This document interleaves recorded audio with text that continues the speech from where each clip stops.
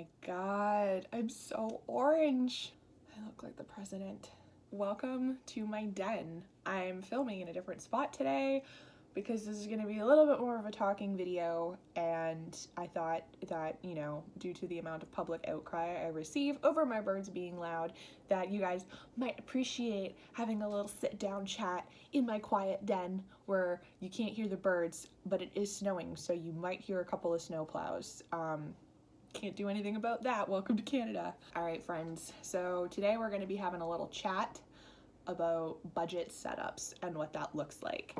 Before we even get into any of it, I'm not going to beat around the bush here. I will flat out say that I was not inspired, that's not the word I want to use, motivated, I guess, to film this video after watching Brian Barsick's leopard gecko bin setup budget video. I'm not throwing any hate his way. Everybody has their opinions of everybody on the internet, and that's not what I'm about here. I think every time somebody makes a video like that, it kind of opens the floor for discussion on different standards of husbandry, and so that's kind of the bandwagon that I'm jumping on here. Is I'm not throwing any shade at Brian or the way that he does things. That's not what this channel's for. But I did want to talk about budget animal keeping and standards of care. Just want to talk about some animals. It's all I ever want to do. That's it. Also, sorry if this video gets a little bit preachy. I work at a pet store. I have to like push standards of living down people's throats a lot. So I'm gonna work really hard to not slip back into that mode. But if I start sounding like a really riled up like pet store pusher, that's because I am. So, you know, do with that what you will. Very first thing that I want to talk about is budget setups versus budget care. So in Brian's video, he was very quick right off the bat to say that his setup was not meant to be a long-term setup, which is great. That's good. I'm glad he put that disclaimer in there. So if you're doing your research and you're breaking down the care that that animal is going to require, you should be at the same time putting together a budget, figuring out how much the initial setup is going to cost. I include weekly and monthly budgets for my animals so that in the off chance that I run out of food or something happens, I have the funds there ready to go. I haven't always been able to do that. That's a fairly recent thing for me. But when I was first starting out, I budgeted as much as I could, as carefully as I could, and when I bought things like food and supplies, I tried to buy like the bulk ones or like the next size up because I knew I would get more use out of it. So let's talk actual budgets. How much do I spend on my animals, including their setup? And where do I cut costs where I can? For my reef tank, which is definitely my most expensive setup to date, let's just break this whole thing down. My tank I got from Big Al's Mississauga online. I ordered it on Amazon, and I think the actual cost of the tank, including shipping, was about $200 for a 13.5 gallon. That was like obviously the biggest initial cost for sure. My live rock was about $100, so that was some sticker shock. It sucked. Sand was, I want to say $15 to $20. That might be wrong. And those are, all three of those things obviously are necessities. And then I also bought first like box of salt, which was $15. So combined, I spent about three-ish, I'd say like probably about $350 to $380 on my initial setup. That did not include my test kit, my refractometer, my salinity gauge, any filter media, or livestock, obviously. So the way I made that sticker shock and that initial cost a little bit less of a pinch on my wallet was I just staggered it.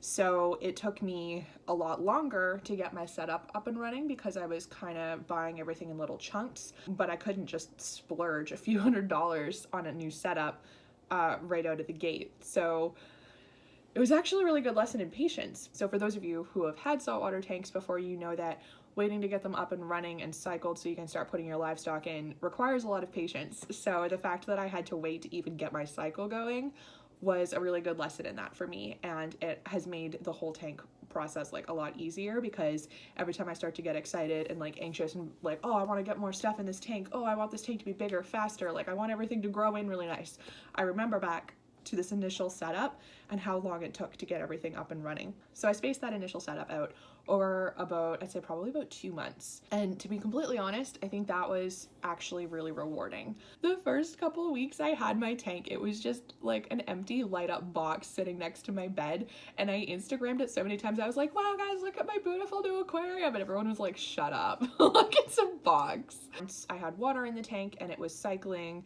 then I went and bought my test kit, which was, oh God, I think it was $50, which is like, a test kit is a necessity if you have a saltwater tank. I don't know, like, I don't know how some people go without testing their water. I'm like, what happens when you wake up and your whole tank is dead? Bought like water conditioner, so I bought Prime. Bought a net so I'd be able to catch my fish, because that was one thing I definitely hadn't thought of. Bought my heater. All of those things together cost about another $100. So I'm now up to like, I'd say probably like 5 something, and there's still no fish or coral in the tank yet. And I bought my fish from the fish store, so both of my clownfish were $35 each. My firefish was $70 for a firefish. And then all of my corals I bought secondhand from other people online. If you are trying to stay within a budget, buying animal supplies secondhand, either from trading groups on Facebook or on places like Kijiji or Craigslist, is a really good option, because a lot of the time it's substantially cheaper than it would be to buy it new. So my biggest tip for staying within a budget is honestly just to make friends with people in the community. Go online, keep an eye on ads. If you see somebody who's tearing their tank down online, ask them if they'd be willing to part some of it out, because the most I've ever spent on a coral, for example, is $20. So my anemone, for example, I bought online on a trading group and I paid $25 for it. It was a really decent size anemone. That same size anemone at, I still can't say anemone. I always get it mixed up, I'm sorry. I literally filmed that entire anemone care guide and said it the wrong way the whole time. I can't do it. An anemone of that size at my local fish store is $80, and I paid $25. Paying attention to online ads is a really good way to stay within a budget. It's a lot harder to impulse buy if what you want isn't available secondhand. You just kind of have to wait it out until it pops up. So it does force you to kind of stagger your setup and pace yourself a little bit better. You want to make sure that everything is clean. So I cleaned out my, there's sirens, there's an ambulance coming, I'll just wait. So you want to make sure anything you buy online, you do a really thorough job of cleaning and disinfecting it before you put an animal in there. And you want to make sure if you're buying animals or livestock online that you quarantine them, which I will admit for my corals, I have not done. I did not quarantine them. Partially because I don't have the means to set up a quarantine tank right now, but I did like personally go and check out the tanks that my corals were coming from. So aside from 2 little Aptasia babies that showed up on one of my frags, I was pretty confident in buying from those people online because I had gone in and taken a really good thorough look at their tanks. They tested their water in front of me so that I could see what their parameters were like, and I gave the corals all a really good check over before I put them in my tank, and I acclimated them very slowly as well, just in case anything weird came creeping or crawling out of there, or they just like didn't look right or whatever. And I've bought corals online from 4 different people locally, and all 4 of them have been really great to deal with, and all 4 of them actually followed up to make sure that the corals acclimated okay and that they were doing well.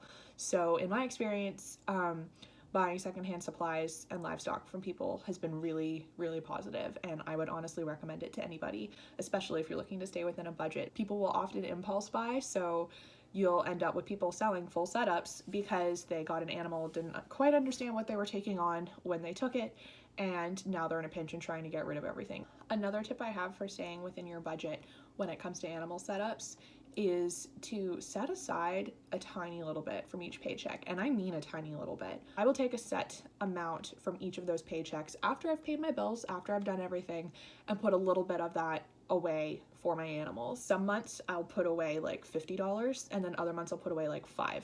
It literally just depends on what my personal expenses have been, but the reason I do that is so on the months when I am short to Boston Pizza too many times, every month.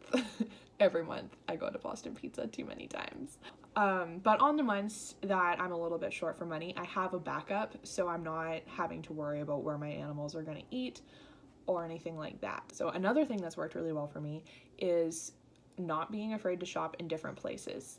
So I don't necessarily go to pet stores or even chain stores for all of my supplies. For like little dishes and stuff, honestly, I go to like Walmart or the dollar store, or even HomeSense has really cute, if you're in Canada anyway, HomeSense has really cute like little artsy dishes, and they're all dishwasher safe and they're all glazed, so they're safe for animals, and they're like $2 or $3, and they're bigger and nicer than what I get at the pet store a lot of the time. Don't be afraid to shop outside of the status quo, for lack of a better term.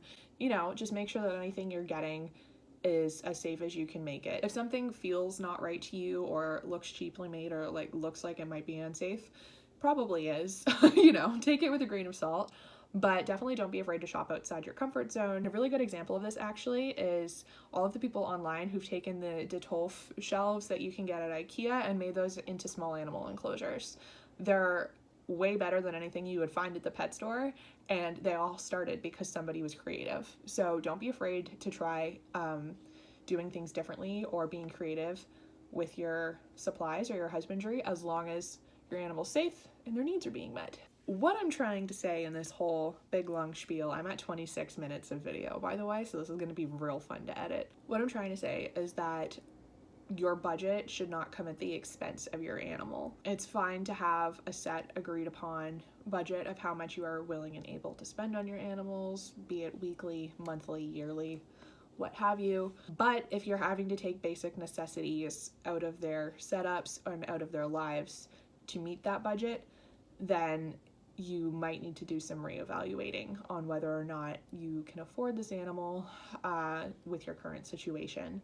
Putting that time in, getting creative with your animal keeping does take the extra work. Cheap doesn't come easy, and easy doesn't come cheap. It is how I feel about that. If you put the work in, you'll save the money, and if you don't put the work in, you'll end up having to spend more money on meeting their needs. All right, so I'm gonna end things here, but if you like this video, please give it a thumbs up, hit that subscribe button, the little notification bell, all that kind of spammy harassment that you come to the internet for. And I would love to hear your tips on staying within your budget for your animals and what that looks like for you, what you do splurge on, what you cut out where you can, and how you make it work. So hit me up in the comments down below. I love that this discussion is happening. I think budget is one of those things that we don't often take into consideration long term with animals. No one likes to talk about it because it's not the fun part of animal care, is like, how am I actually going to afford all this? So I think it's really great that these conversations are so prevalent online right now, and I really hope it continues. Thanks guys for watching, and I'll see you next time.